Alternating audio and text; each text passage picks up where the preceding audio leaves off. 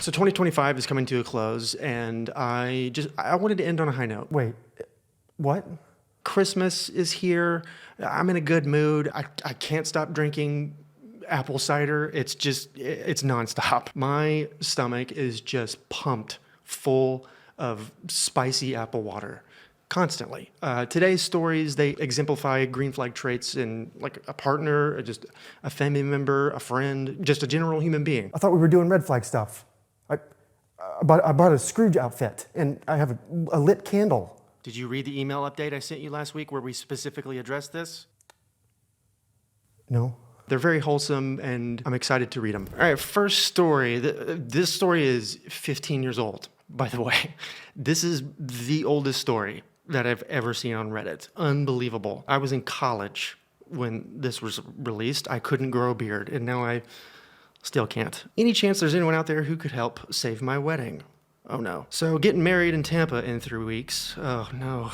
Oh no. We had booked a big mansion for the wedding with the idea of having the ceremony and reception there. That way, anyone who wanted to stay over could crash on the floor or whatever. The property owner emailed me today talking about a lawsuit and code enforcement. Long story short, his email was only 3 lines. We lost the venue. So I do need my red one. Forgot about this part. That's my bad. Carl? The stress. I don't know what I'm going to do about him, but for now, I'm trying to find somewhere to have the ceremony. Problem is that June is a fairly popular time for weddings, so almost every venue is booked. Another issue is that since this was going to be at a private residence, we had already bought about $1,500 in liquor, and most wedding places won't let you bring and serve your own. So my fiance is freaking out. Trying to calm her down has actually had an overwhelming calming effect on me, and we don't have anywhere for the ceremony reception anymore. We can't change the date without screwing over a bunch of friends and family who have already bought plane tickets, and there is the honeymoon too. Can't reschedule that with work. The caterers, wedding cake, DJ, and bartenders are all flexible as far as changing the venue, and so is the officiant, my brother. This is her hopefully only wedding, and I have an understandable desire to make everything perfect. I feel like I am failing miserably at the moment. Does anyone know of a good venue that is somewhat unique and interesting that would be available June 11th that meets the requirements above? And scrolling through the comments here, it looks like he got a lot of suggestions. He got quite a few people just inviting him over. I have a 5-acre farm in Punta Gorda, just off the interstate, about 2.5 hours south of Tampa. I love a good party. PM me if you are really interested. Just strangers inviting a stranger over to their house, you know? Very wholesome. Very not safe. How big is your wedding party? My uncle has a pretty big / extremely beautiful house in St. Augustine. Did you check with your uncle before you invited strangers over? Okay. Why do I even keep putting one up? Sniff, sniff. I smell some sweetie pies. And then a lot of people just sent over, just general suggestions like this one. The best reception I ever went to was in a big open field. They had a bonfire, live music, food was out on some foldable tables, and the dance floor was a bunch of bamboo mats thrown on the grass. It was a blast. You don't need to have a big hall. It's about the people you're with, not the place you're in. And then here's the update. I'm the guy whose wedding venue canceled on him 3 weeks before the big day. Here's how it went. Awesome. I can't even say it went okay as a joke. It was epic. We took the have it in a field idea and really ran with it. After 3 solid weeks of work, cleaning and prepping, my wife's uncle's farm was ready for action. It's a big property, and he has horses, cows, pigs, and goats. We cleared out a cow pasture for parking and set up a tent by the stables. The stables were filled with his best horses, Pasafinos, for those who care. I really hope I didn't butcher that. And one of the stalls had some week-and-a-half-old puppies that were just born. We moved the wedding from 6 to 7, and the weather was perfect. Not a cloud in the sky, and the breeze started up about 30 minutes before the ceremony. Since we didn't have to drop any money on the venue, I got it all back from the rich doctor who canceled on us. We were able to have other stuff. Some of the highlights of the event included amazing food and a shitload of liquor, which makes everything better, a roasted pig that was killed the day prior and marinated overnight, 2 bounce houses, holy shit, that was the best idea ever, carrot wedding cake. Love carrot cake, dude. I used to not, but now my girlfriend she's in love with carrot cake, and it draw me to it, and now I'm just obsessed too. A big ass fire for XKCD fans, don't know what that means, complete with s'mores, mini petting zoo with the goats, 2 big air conditioners for the tent, More shit I'm sure I'm forgetting. Even without all that stuff, it would have been the best night of my life committing to someone I love so much, but it was great to be able to come through and pull off something so wonderful. So as promised, here are some pictures. That thing I'm drunkenly eating with a friend, and one of them is the pig's eye. Not gory, just tasted pretty shitty. The girl behind me has a hilarious reaction of how it went. Thanks again for all the help and support, Reddit. You guys are the best. You guys are so sweet. The Tooth Fairy puts a salary under your pillows. Get honey roasted. Enjoy.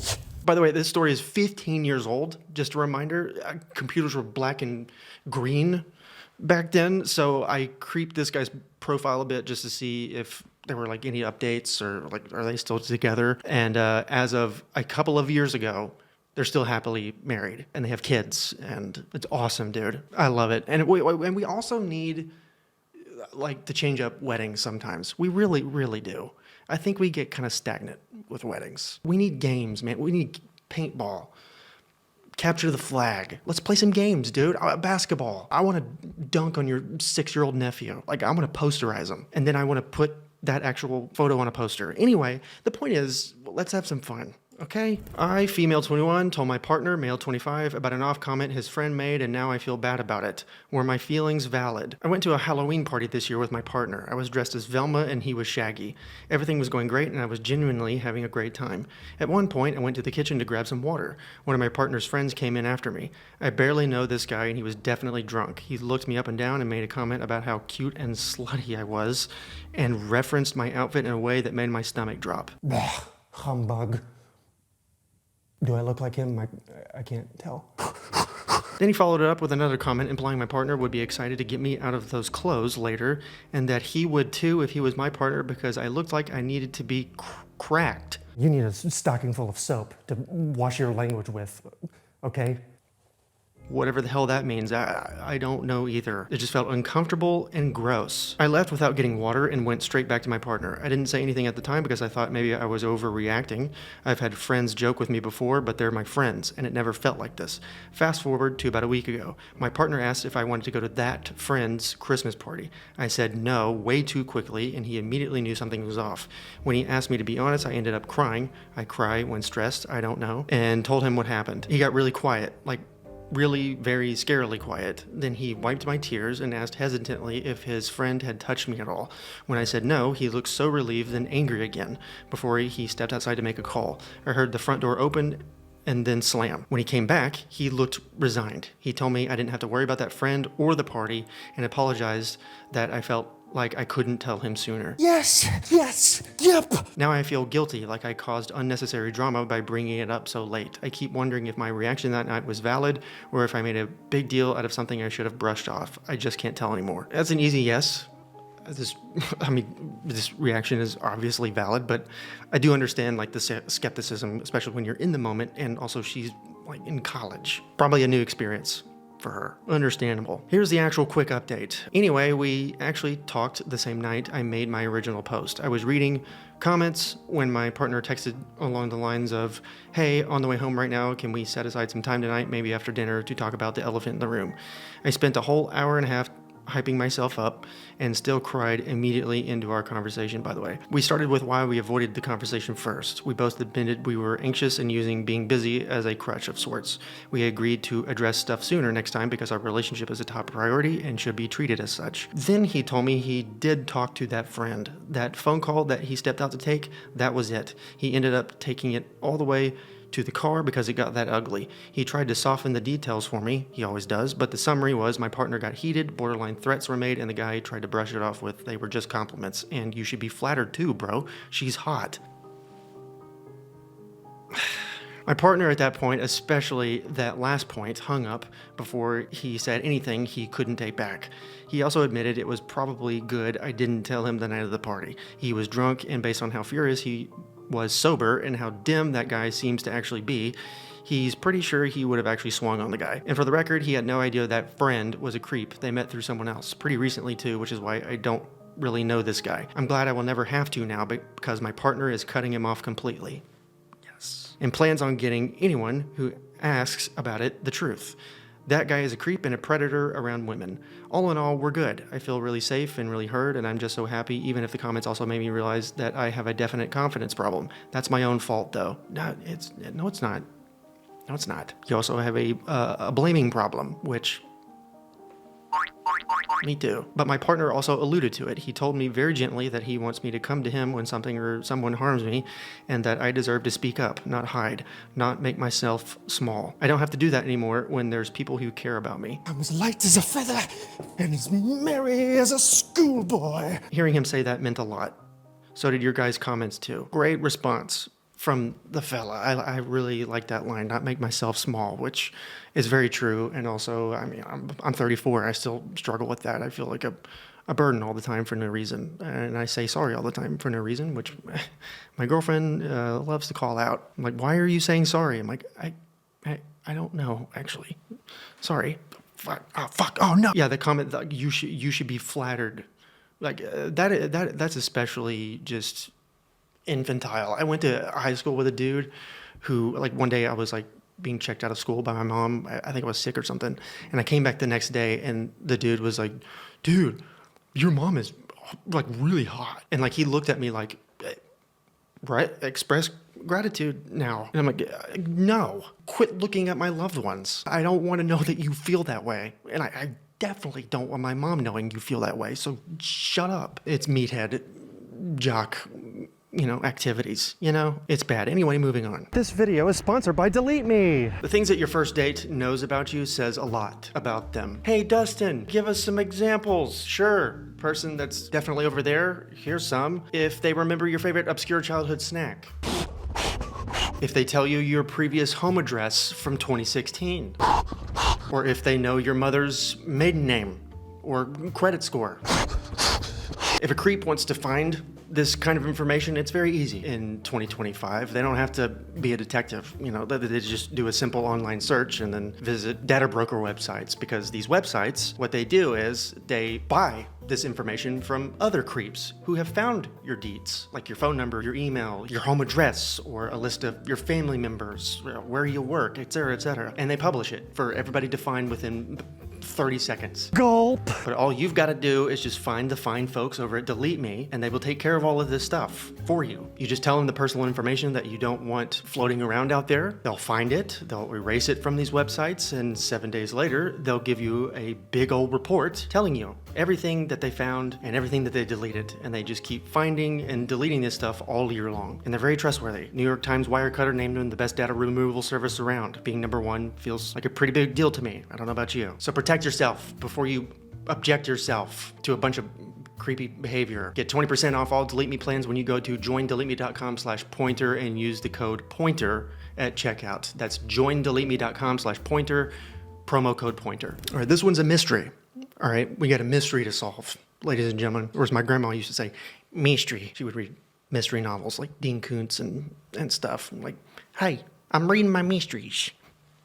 Mystery. Help opening a family heirloom's secret compartment. I've inherited a beautiful antique wooden box that my great-grandfather built himself sometime before 1950. You can see his initials on the top. It has a false bottom, but here's the catch. No one alive remembers how to open it. I've done a bit of investigating, checked for pinholes, and ran a magnet over it, but no luck so far. What the magnet did reveal, though, are what I think are hinges on the bottom sides of the compartment door. So I know where it should open, at the top and swing down and out to open, but I've got no idea how to trigger the latch at the top. Cheers for any advice. I'm just preparing myself instinctually, making myself a little boohoo bib here. Well, actually, I kind of already got one built in here.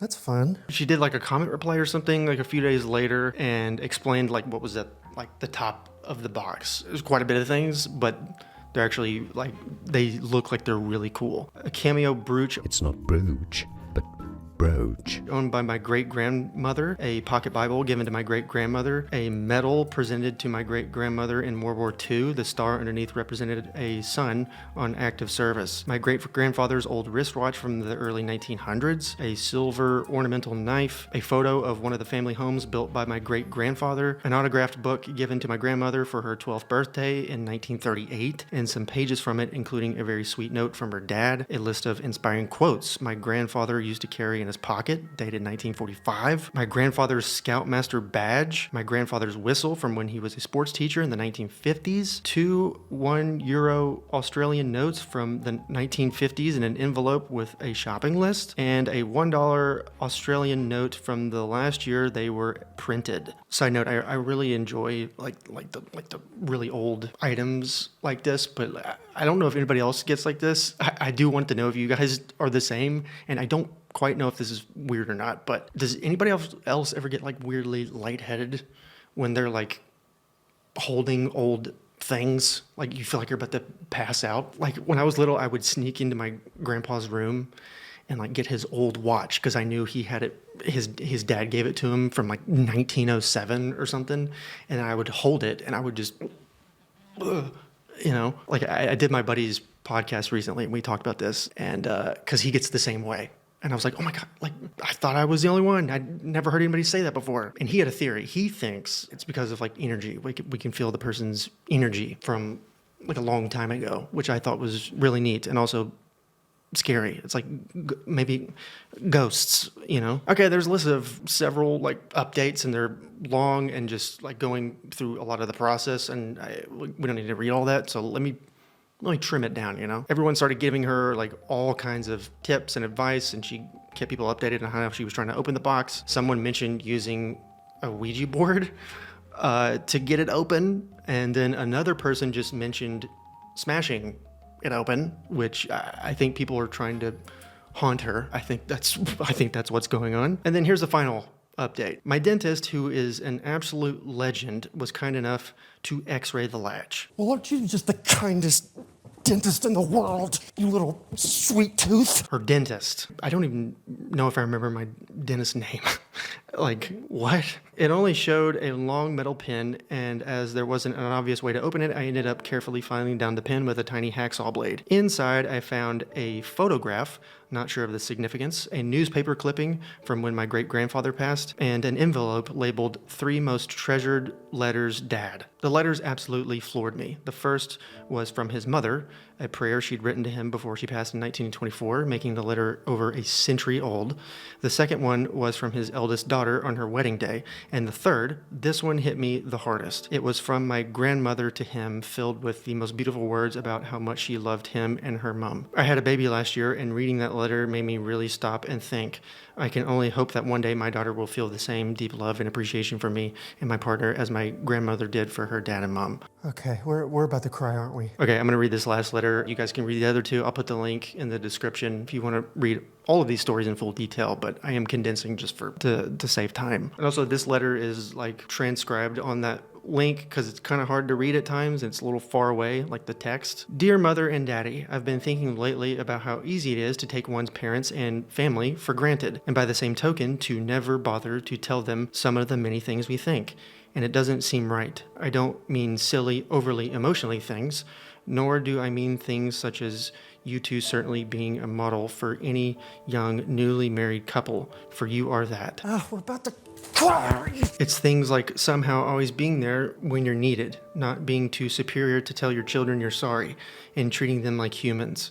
It's the fact that you were able to bring up 7 children with kindness and love rather than spankings and constant punishments. That to me, dishonesty is still a man's greatest sin. That you can discipline and have them worship you, your grandchildren, without a raise of voice. It's that all you ever asked of us was that we do our best, not that we receive honors or outdo others, and that you were, and are, proud of anything that we do. That you make us want you to share our fun and our troubles, that I have always been eager for my friends to know you, that you used a rare wisdom in our upbringing, one that I wish I had.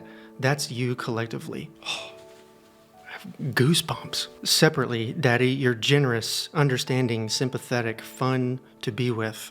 You have a wonderful sense of humor. You're a million things that make you a great man. One whose greatness will probably never be properly recognized. Oh, I'm recognizing. You don't even know how much recognizing is going on right now. While Mother, your strength is leaned on even more than you think. How I wish I had it. You're enthusiastic, unselfish, sympathetic, thoughtful, and again, a million other things I could never express. And you're more fun than any girl my age I know. Here, give me these little cry quilts. I guess it's just the happiness you make out of life. That's the best word I can think of to sum it up. And it's the fact that I could want to write this and mean it and so much more. Sincerely, redacted. Man. Ooh, that hit me, man. I don't know if goosebumps show up on camera, but I just, down to my toenails, dude. That's cool, man. It's cool because for us millennials, when our grandparents like tell us about how their parents raised them, it's almost unheard of for it to sound like this. It's usually like my dad chained my butt to a fire hydrant and turned it on, and I was, pooping water the whole time Harry Truman was in office. Okay, it's insanity. I'm being stupid, but it's true, because this was the 30s and the 40s. Like, people back then, they didn't parent with affection or words or fun. The popular thing to do back then was, just abuse your kids. The fact that they raised their kids like this, which I'm sure everybody in their family, like friend circle, all of them were questioning them for raising him this way. Like, you don't hit him? Why? I know that had to be brought up so many times. The fact that they stayed true with it and consistent with it in such a time and era where it was just not popular is just it's even more amazing. It's unbelievable. My granddad was a very stoic, military kind of guy. He was very, very sweet and would never hit or anything like that, but his parents absolutely did. And this was right around the same era. And that was common back then. So it just sends chills everywhere. I'm sure it's the same for Gen Z. It's just universal, but especially I'm sure for us millennials, this hits home extra hard. Okay, one more. My 25 male roommate, 21 female, tried to kiss me while I was drunk. I rejected her to not take advantage. Now she's avoiding me and is embarrassed. Should I reach out? Respect. Consent. Great decision. Right out of the gate, dude. Great decision. Smart. I, 25 male, have been living in a student dorm with 4 other people for almost a year. We all share a kitchen and common areas. One of the roommates is a 21-year-old female I've always gotten along with pretty well. Friendly, normal, roommate vibes, nothing flirty from either side, or so I thought. Last weekend, I was eating dinner alone on the couch in the living room. She came in clearly quite drunk / high on alcohol, sat right next to me, and we started chatting about random stuff. Out of nowhere, she leaned in and tried to kiss me. She was really unsteady and her eyes were glassy, so my immediate thought was she is way too drunk for this to be a real decision, and if anything happened, it would look like I took advantage of her. So I kind of froze, gently moved away, said something awkward like, hey, you've had a lot to drink, and excused myself to the kitchen. I figured she'd wake up the next day, barely remember it, and everything would go back to normal. It didn't. Since that night, she has completely avoided me, won't make eye contact, leaves the room if I enter, skipped our usual group snacks night 3 days in a row, which she never does. One of our other roommates pulled me aside and said she's mortified and embarrassed and doesn't know how to face me after throwing herself at me while wasted. I genuinely don't think less of her at all. I rejected her in the moment because I was trying to be respectful, not because I'm disgusted or uninterested. I actually do find her attractive, but that's besides the point right now. RESPECT CONSCENT. Oh, please let this end in becoming a relationship, please. Are we headed that way? Call Hallmark, just in case. Get them on the line. We've got a new movie. I just don't want her to feel ashamed every time she sees me for the rest of the year we're living together. My question is, should I reach out and try to clear the air? If yes, what do I even say so it doesn't make things more awkward or put pressure on her? Or is it better to just pretend nothing happened and let her come around on her own?